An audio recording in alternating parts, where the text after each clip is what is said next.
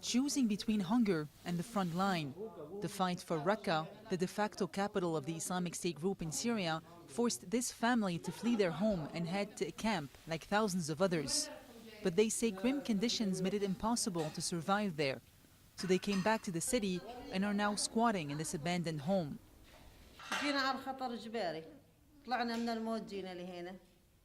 We were forced to come into danger. We escaped from death and came here. We're staying here. What can we do?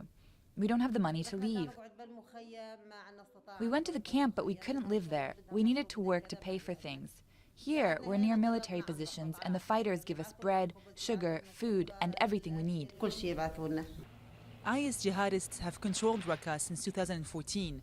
Now the Syrian Democratic Forces, an alliance of Kurdish and Arab fighters, are advancing to recapture the northern city. Those civilians who remain have to make do with very little.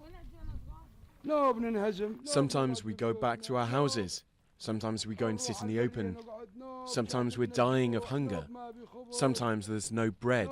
Sometimes there's no flour. Sometimes there's nothing to eat.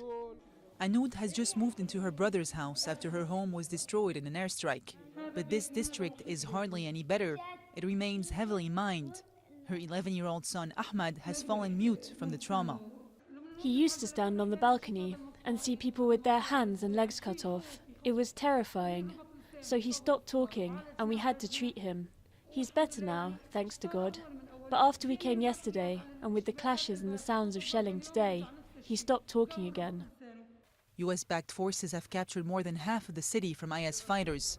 As they push forward, facing fierce resistance, more civilians will have to flee their homes and choose between under-resourced camps or life in the firing line.